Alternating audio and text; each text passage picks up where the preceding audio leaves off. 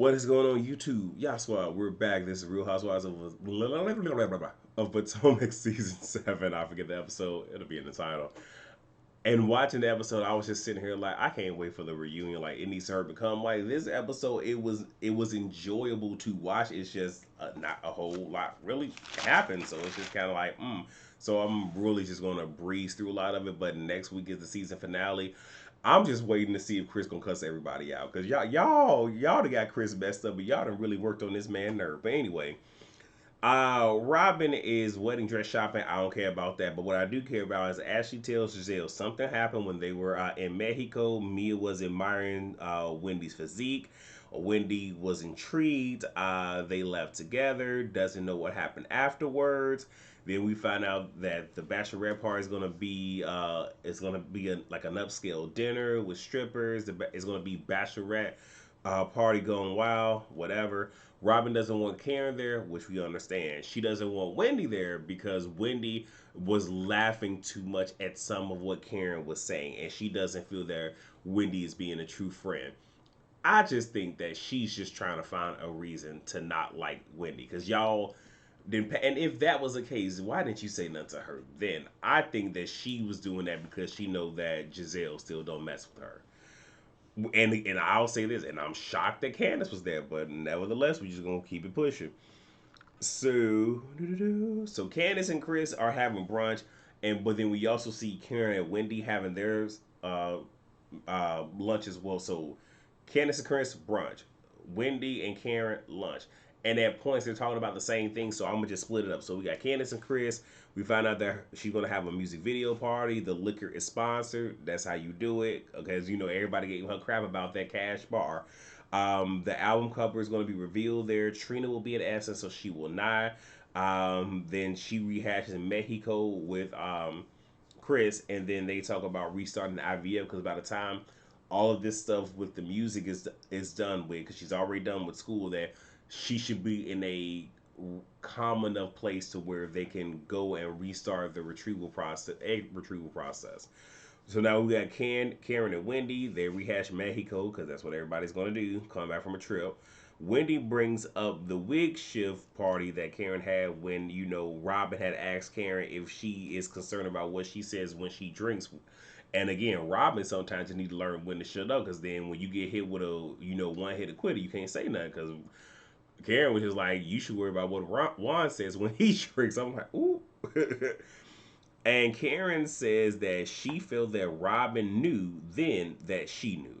Ashley calls and shares with them that there is a group chat where Wendy and Karen are not in it and not invited to the bachelorette party. And Wendy's thoughts is that she and Robin were in a good place. And typically, when the bachelorette party is being planned, it's not being planned by the bachelorette. So, with that being said, she's trying to figure out what the issue is. But hey, it is what it is. So you get Mia and Giselle, because Giselle wants to know what happened with Wendy and Mia, because again, she ain't got no storyline, so everybody else's storyline is her storyline, and she gonna push God so we know what she does. So Mia said that Wendy showed her pocketbook. She spread it, you know, spread her wings, and Wendy asked to see, and she showed her. I think she said something that, and then Mia feels that Wendy wanted the cookie and said that she touched it, and was saying that, well, maybe Wendy just had, pent up frustration. It might have been the other way around, but I don't know. They talk about the party details. We also talk about Mia and Jacqueline. They're still not cool, and apparently Jacqueline had called Mia wanting to apologize and reconcile. And based off the clip that we saw, it was a real quick flashback, and all that it was, Mia answered the phone, no, and click. So whatever. So now we get Wendy. Wendy feels that Robin is going out of her way to have an issue with her. I happen to agree. And you see Wendy doing her commentator thing where, she was talking about Roe v. Wade on MSNBC. Again, Wendy, do your thug thistle. We switch over to the party bus. Me and Ashley wearing the same jumpsuit, whatever. We move over to Karen. Karen has her final samples for her candle. This one is a 4-wick. It's for the holidays, and apparently is limited to the holidays. Karen places an additional order of 8,000 candles, and then makes a deposit for 10 stacks to get the ball rolling. Now I'm gonna say this, hey, that's how you do it. Make some boss moves. Hey, I'm gonna cut the check right here. So go ahead and do that. So now we back to the party bus. They talk about Mia and Wendy, and apparently they kissed. I think Ashley was involved in that thing too. So now we get to the strip club where they serve steak and lobster, and they're like, "Oh, Mia was telling the truth. They serve steak and lobster." A lot of places do that.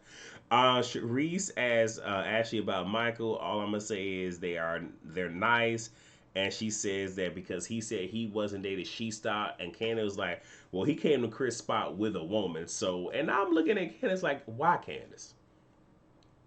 Because in you saying that, Ashley could have easily used this, and y'all could have been feuding yet again. I would have just ate that and not said nothing. But that's it about that. So then they asked Sharice about Karen. Sharice says, she hasn't aired Karen out despite, her assassinating her character. The last time she was at a club with Karen disappeared. And when Karen drinks its own, she's known for getting drunk and riding on any magic stick. Y'all know I gotta be creative with how I paint stuff. She says she was having relations with a worker in the bathroom. Giselle says that she's been sitting pretty, all last year while Karen was dragging her, even though she knew some of this. A lot of the ladies said that were at the bachelorette party said in their confessional they knew. Candace Smart like, look, I already said too much. I love black love and I love the unity. I ain't saying nothing else. Smart. Continue to do that. Um, and then Mia says that Gordon said to her that men who are significantly older than their wives and can no longer please them, they allow their women to date. And they do that if they truly love them. That was the episode. Again, I enjoyed watching it, but I'm not gonna sit here and get play by play on some stuff that we don't need play by plays of. So that's it. That's all that I got. So make sure you join us. I believe we'll be at Scotty's house this time. How are we gonna be at Scotty's house? Oh, who else we got? Oh, are we at Tara's house today? Hmm. I don't even know who house we at. Lord have mercy. I mean, we ain't at my house. Look, we'll figure it out. We at somebody's house. Y'all just check our social medias. We'll let you know them. But with that being said, please rate, comment, subscribe, and share. I will see you all tonight for the Whether You Like It or Not panel. All right, peace out.